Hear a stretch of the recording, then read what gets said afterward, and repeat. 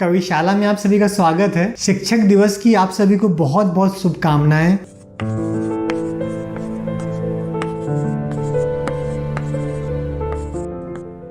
Teachers day की बहुत बहुत शुभकामनाएं। सबके लिए जो शिक्षक दिवस होता है या टीचर्स डे होता है वो अलग अलग महत्व रखता है। अलग अलग तरीके से जो अध्यापक का रोल होता है वो हर इंडिविजुअल की लाइफ में एक अलग तरीके से होता है। किसी को जो टीचर्स के स्कूल वाले बचपन वाले दिन है वो याद आते हैं टीचर्स डे में। क्या सीखा हमने, क्या नहीं सीखा हमने, क्या मिस कर दिया, जो आगे लाइफ में बढ़ चुके हैं और उस बढ़ती हुई लाइफ में हमें लगता है कि उस समय हम उस अध्यापक की या उस टीचर की बात मान लेते तो हो सकता है ये हमें नहीं करना पड़ता।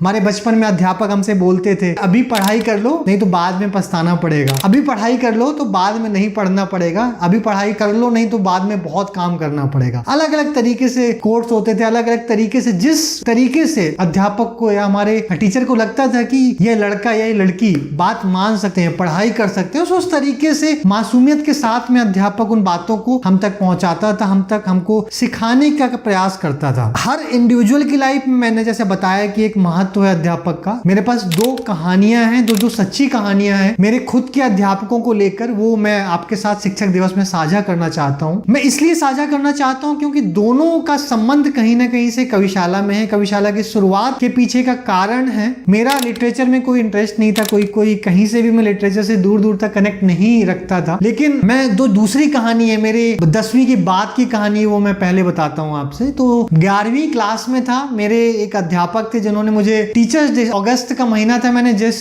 जुलाई में एडमिशन लिया, अगस्त निकल रहा था, मेरे अध्यापक ने एक मैथ्स के टीचर थे, उन्होंने मुझे एक थप्पड़ मारा बहुत तेज का कि मैं आगे की सबसे सीट में बैठता था। बचपन से मेरे घर वालों या ऐसा एनवायरनमेंट बना हुआ था कि पढ़ने में सबसे आगे रहना चाहिए, हमेशा हर क्लास में फर्स्ट डिवीजन या फर्स्ट पोजीशन फर्स्ट आनी चाहिए। क्लास में जिस क्लास में नहीं आती थी तो घर वालों का एक अलग तरीके से रवैया होता था, अलग तरीके से रिएक्शन होता था। तो मेरा प्रयास रहता था कि किसी को निराश ना करें, जितनी मेहनत कर सकते हैं उस मेहनत के साथ में अगर क्लास में फर्स्ट पोजीशन ला सकते हैं तो वो लेके आए। वही जो एक लाइफस्टाइल है या एक पढ़ने के तरीके थे वो 10वीं तक चल रहे थे। लेकिन 11वीं में मैंने दूसरे स्कूल में एडमिशन लिया और वहां पे उस अध्यापक के माध्यम से, मैं मैथ्स का टीचर था, लंबा था, तो मुझे आगे दिख नहीं रहा था, तो मैं प्रयास कर रहा था कि उसको थोड़ा खड़े होके देखूं। अध्यापक को लगा कि मैं उनकी मिमिक्री कर रहा हूं, तो उन्होंने बिना कुछ पूछे मुझे सीधे एक थप्पड़ मारा। उस थप्पड़ से मुझे उस समय गुस्सा आया और किसी तरीके से रिएक्ट नहीं कर सकता था, क्योंकि जिस तरीके से हम लोग जिस एनवायरनमेंट में रहते हैं उस एनवायरनमेंट में किसी भी परिस्थिति में हमें अध्यापकों का सम्मान करना चाहिए। वो चाहे कोई सा भी सिनेरियो हो, कभी भी उनका डिसरिस्पेक्ट नहीं करना चाहिए। कोई ना कोई कारण रहे होंगे। उन्होंने उसके बाद मेरे से पूछा कि क्या कारण था, तो मैंने उनको जेन्युइन जो रीजन था बताया। खैर उन्होंने बोला नहीं ये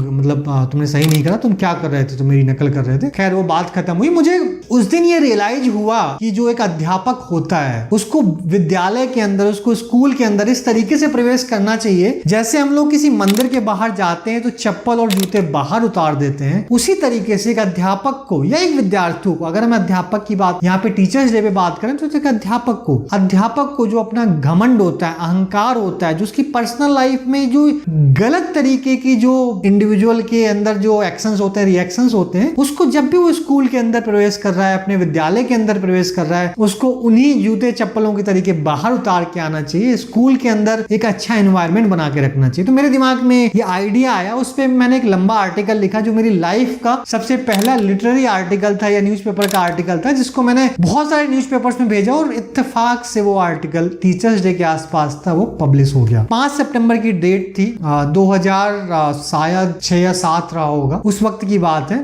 तो वो आर्टिकल पब्लिश हुआ। पब्लिश होने के बाद में जिस तरीके से मुझे आसपास के लोगों का रिएक्शन मिला, जिस तरीके से आसपास के लोगों ने उस आर्टिकल के लिए मुझे बधाइयां दी, तो उसका टाइटल यही था कि अध्यापकों का, आज के अध्यापकों में मैं का अहंकार है। मुझे लगा, मैंने लिखा, लेकिन वो पूरी तरीके से सत्य नहीं है। बहुत अच्छे अध्यापक होते हैं और बहुत अच्छे तरीके से अपने बच्चों को शिक्षा प्रदान करते हैं। मेरे सभी अध्यापकों ने बहुत अच्छे तरीके से शिक्षा प्रदान की है मुझे। उसी का नतीजा है कि मैं जिस तरीके तरीके से आज चीजों को फेस करने के लिए कैपेबल रहता हूँ, या कोई भी दिक्कत आती है तो वो एक मेरे पास इंस्पिरेशन होता है, वो एक खड़े होने की ताकत होती है। नहीं, हमें खड़ा रहना है, लड़ना है, लड़ने के बाद कि जो बचपन में कोट पढ़ाते थे, मोटिवेट करते थे, जिन छोटे छोटे कोटेशंस के साथ में, जिन छोटे छोटे वक्तव्यों के साथ में, तो वो वक्तव्य अभी भी हमारे साथ खड़े होते हैं आगे। लेकिन उस आर्टिकल ने मुझे, जो आर्टिकल का रिएक्शन मिला, तो मुझे उस आर्टिकल से बहुत प्रेरणा मिली। प्रेरणा मिलने के बाद में मैंने कंटिन्यूसली आर्टिकल्स लिखने, फिर मैंने कविताएं लिखने शुरू करी, मैंने कहानी लिखनी शुरू की, और उसके बाद की जर्नी यही रही कि मैंने पहले किताबें लिखी। किताब पब्लिश करने के बाद में 2000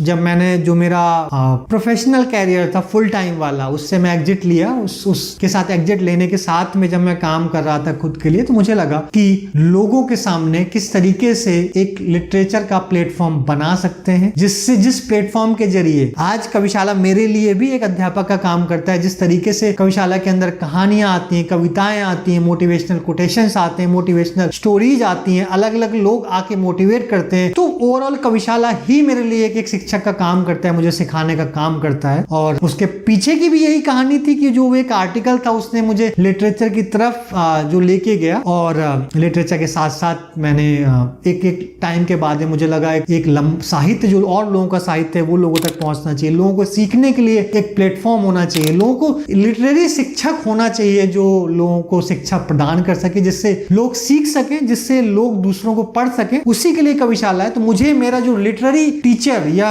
साहित्यिक शिक्षक लगता है वो कविशाला लगता है। मैं इससे बहुत सीखता हूँ। जो दुनिया के अलग अलग भाषाओं में लोग हैं, अलग अलग विधाओं में लोग हैं, जिस तरीके से अपना साहित्य लिखते हैं, अपनी कविताएं लिखते हैं, उन कविताओं के माध्यम से मुझे प्रेरणा मिलती है। तो मेरे लिए कविशाला खुद एक शिक्षक का काम कर रहा है आज। दूसरी कहानी मैं जो आपके साथ साझा करना चाहता हूँ, थोड़ा इमोशनल है। इमोशनल इसलिए है कि जिस टीचर ने मुझे क्लास, हमारे यहाँ भारतीय शिशु मंदिर नाम था मेरे स्कूल का, वहां पे शिशु प्रथम होते थे, तो क्लास शिशु से लगा के 10वीं तक जिस तरीके से एक प्रधानाध्यापक ने मुझे गाइड किया, और जो वो ऐसा वक्त था जब कॉलेज में, स्कूल में फीस देना मतलब मेरी फैमिली की तरफ से या मेरी तरफ से दुर्लभ होता था। जिस तरीके से परिस्थितियां थी, उन परिस्थितियों में वो अध्यापक मेरे साथ खड़ा होता था। जिस तरीके की 2-3 साल की फीस पड़ी होती थी कि मैं क्लास शिशु में पढ़ रहा हूँ, लेकिन मैं क्लास दूसरी में पहुंच गया हूँ और मेरे पिछले 2 साल की फीस नहीं दी गई है, लेकिन वो प्रधानाध्यापक ऐसे अध्यापक थे जो मेरे साथ हमेशा खड़े रहते थे, और 10वीं तक वो हमेशा खड़े रहे। हमेशा उन्होंने डांटा, फटकारा, लेकिन वो बोलते हैं कि जो बचपन में जब आपको खुद ज्ञान नहीं होता है कि चीजें कैसी होनी चाहिए, चीजें, दुनिया क्या है,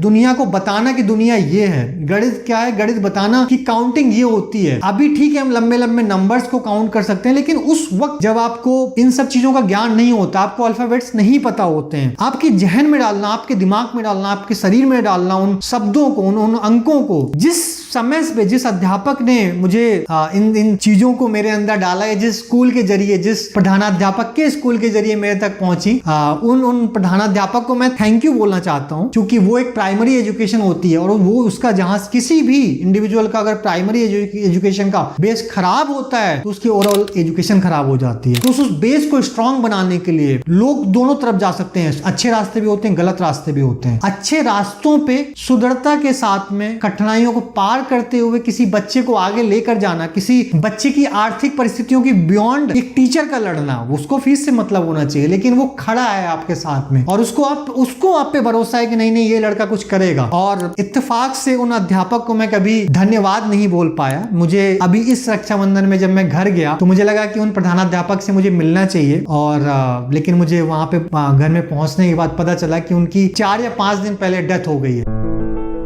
तो उन आचार्य को, उन प्रधानाध्यापक को जिन्होंने मेरा बेस बनाया, उनको मैं धन्यवाद नहीं बोल पाया। तो मुझे मतलब मेरी आप सबसे गुजारिश है कि जब भी आपको मौका मिले, जिसको भी आपको थैंक यू बोलना है, आप उस वक्त पे बोल दें। आपकी लाइफ को बनाने में बहुत लोगों का योगदान होता है, उस योगदान को उनको जताना नहीं है। एक साधारण सा वाक्य होता है धन्यवाद, उनसे मिलके 4 मीठी बातें करना, उनको आप कभी नहीं भूले, उनके साथ उनका साथ हमेशा दें। जब वक्त मिले उनको आप धन्यवाद बोले, उनसे मिले, उनसे मीठी बातें करें, उनके साथ घूमना फिरना बैठना जो भी आप कर सकते हैं करें। मैंने जिस व्यक्तित्व को मुझे धन्यवाद बोलना चाहिए था वक्त पे, उस व्यक्तित्व को मैं हो सकता है लाइफ में कभी भी धन्यवाद नहीं बोल सकता हूं, लेकिन आपको मैंने ये सोचा है कि मुझे, मेरे जहन में जो लोग भी हैं, जो व्यक्तित्व हैं जिनको धन्यवाद बोलना है, जिनसे भी मैंने कुछ सीखा है, जिनके वजह से मैं आज जो भी कर पा रहा हूं या आगे बढ़ पा रहा हूं, ये एक शक्ति मिलती है कि आप सुदृढ़ता के साथ खड़े रहें, आप कठिनाइयों को पार करने के लिए खड़े रहें। तो आप धन्यवाद उनको बोलने में